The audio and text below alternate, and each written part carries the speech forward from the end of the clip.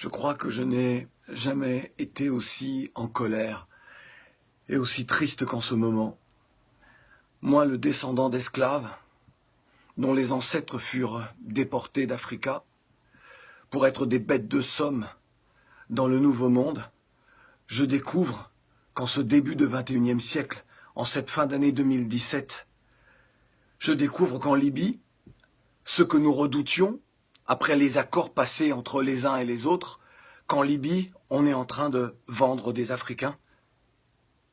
Là, en Libye, on vend nos jeunes qui, parce qu'ils ne pouvaient plus supporter le manque de vision d'avenir dans leur propre pays, ont décidé de partir, de braver le désert, de braver la mer, de braver la violence des groupes armés, de se retrouver humiliés en Europe en arrivant, que ce soit à Lampedusa ou ailleurs.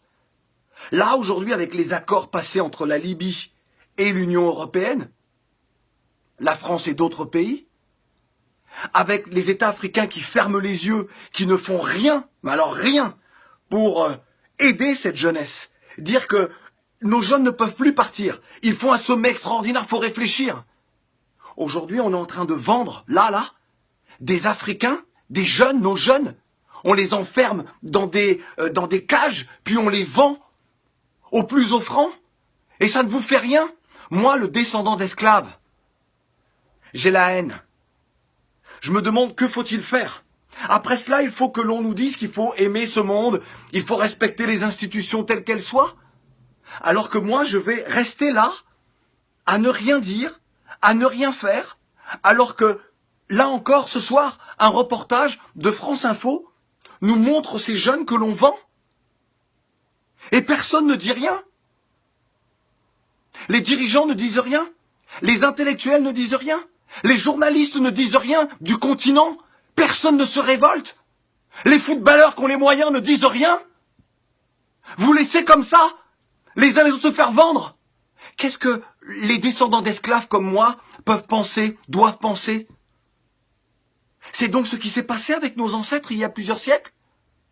On ferme les yeux. Vous ne comprenez pas ce qui se joue.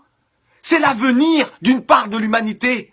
C'est l'avenir de toute l'humanité. Lorsque des êtres humains sont capables de vendre d'autres êtres humains, c'est qu'ils s'empoisonnent eux-mêmes. Ils se privent de l'humanité. Lorsque des personnes ferment les yeux sur cela, ils se privent de cette humanité. Ils rusent avec des principes d'égalité, des principes d'honnêteté, de respect de l'autre, de démocratie. Quelle démocratie? Et celles et ceux qui subissent ça ne sont donc plus des êtres humains? C'est ça que vous acceptez aujourd'hui? Vous voulez quoi?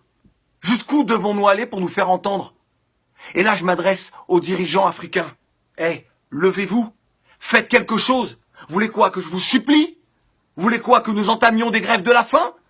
Pour que vous réagissiez?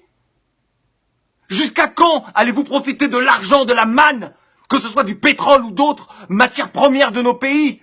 Être dans les Panama Papers, dans les Paradise Papers, avoir des comptes partout, avoir des villas partout, et ne rien faire pour cette jeunesse?